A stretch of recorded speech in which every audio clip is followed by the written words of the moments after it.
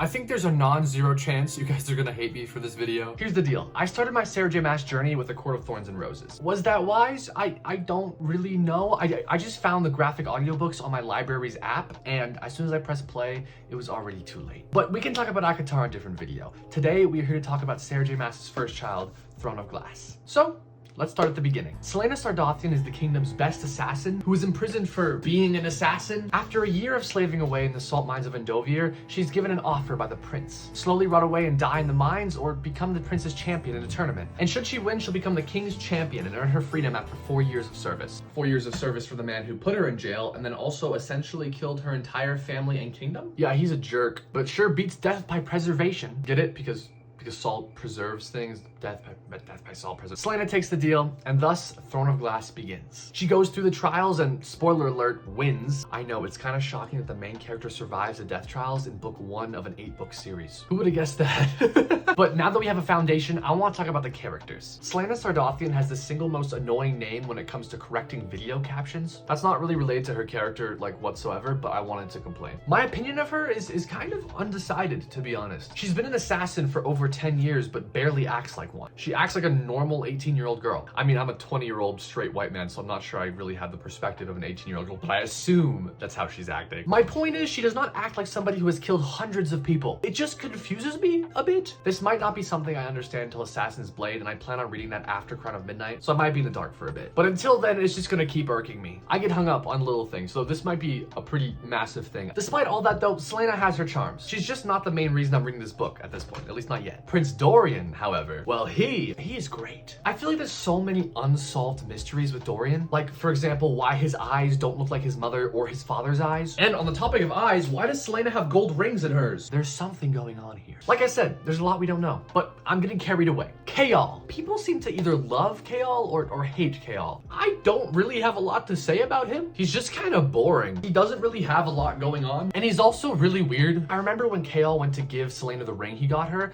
Dorian also shows up at her rooms, and Chaol proceeds to throw the crown prince of his kingdom outside the door and lock it, and then he turns around and looks at Celaena and thinks, I wonder if Dorian knows she's a virgin.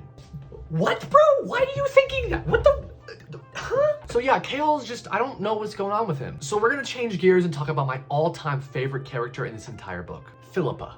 You thought I was gonna say Nehemia. Nehemia is my actual favorite, but we'll talk about her in a sec. Why do I like Philippa so much? This character who we see for a total of 5 pages throughout the entire book? The answer is simple. Her introduction is so funny. She's like no bullshit to Celaena. She does not care. And then she refers to Prince Dorian as having a big heart in reference to the fact that he's slept with like every woman in the castle. A big heart. I'm sure that's the only big thing he has. But yeah, Nehemia is my actual favorite. She's charming. She's funny. She's got mysteries going on. She's Celaena's friend. But yeah, nobody lived up to Nehemia in Throne of Glass. She's my favorite, and I'm going to live and die by that. That being said, I'm fairly confident that something horrible is going to happen to her, just because every character I seem to love always gets hurt. I'm watching you, Sarah J Maas. If anything happens to my girl Nehemia, we're throwing hands. But enough about the characters. We have a more important thing to talk about here. This story takes place in the kingdom of Andarlan, but I listened to the audiobook where they called it Adarlan. What? I don't know why it's pronounced like that. The entire book I was listening, I thought it was spelled Otterland. And I made a whole Instagram reel asking how many otters were in Otterland. It was not very inspired. It was my best work. We don't have to criticize me. Let's be nice. But yeah, then I looked at the actual physical book. It's spelled Andarlan and pronounced Andarlan. It's literally on Sarah J Maas's website. How does the audiobook mess it up? It really bugged me. I was like, Otterland is a weird name for a fantasy world. But while I was reading, it would have taken so much effort to actually open the physical book that I had sitting on my shelf the whole time. And so I didn't. Yeah, I don't really have any defense for this. So instead, let's deflect with negativity. This book, while I enjoyed it enough, felt like it had no climax. And when you compare these two, there's definitely a couple climaxes. Like, I know the scenes that were supposed to feel climactic, but they just didn't hit me that way. The fight with the Ritterak was supposed to be dramatic, but I didn't really understand what was going on. The battle with Cain was supposed to be this big thing that was like, we were looking forward to the entire book, and then it happened, and I was like, what's happening right now? I was just really confused. I couldn't even explain exactly why. It just didn't hit right. But speaking of the Ritterak, there is something we need to talk about that ensured my completion of the entire Throne of Glass series. And I'm actually gonna yell about it, so we're gonna change locations because it's midnight and I don't live alone. The first king of Andarlan's name was Gavin? Gavin! That is my name! And he had a sword? Oh my god.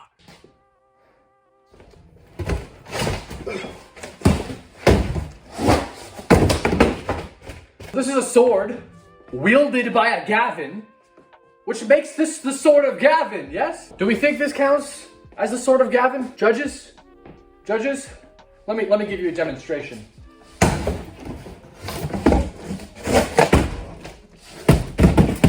After finishing the book, I have some questions about Throne of Glass. Throne of Glass is obviously the beginning of a very long, very well-loved series, so I'm sure this stuff is going to come up in the later books. First, as we discussed before, Dorian's eyes. There's gotta be something going on there. It's explicitly stated, and things aren't explicitly stated unless they're supposed to be explicitly noticed. I don't know what the hand stuff is, but you get my point. Is it different parents? Does he have a different dad or mom? Is it like magic? I feel like there was something about Sarah J. Maas and magic and eyeballs that I read somewhere, maybe I heard it somewhere, maybe it's a spoiler, I don't really know. I could totally be gaslighting myself. I do that all the time. I have that same question about Selena's eyes as we talked about before. Second, the king and Duke Parrington's black rings. Are they mind control? Are they a pact? What's going on there? We know it had some role in the control of Lady Caltaine. I think it gave her headaches, but that might have just been her rampant addiction to opioids.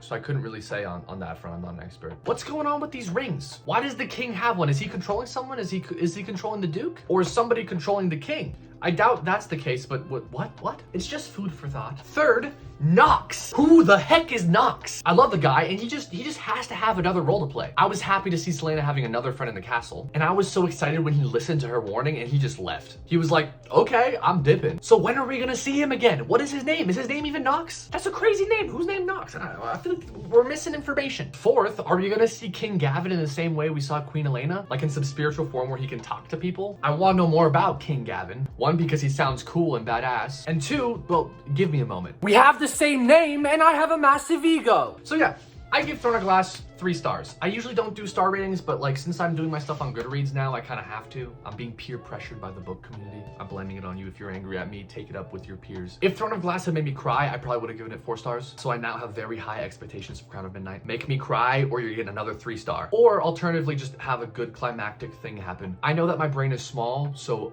it would be nice if it would be like easy to understand. I'm not sure how many of these review style videos I'm gonna do. Since they don't feel particularly unique to me, I feel like everybody makes...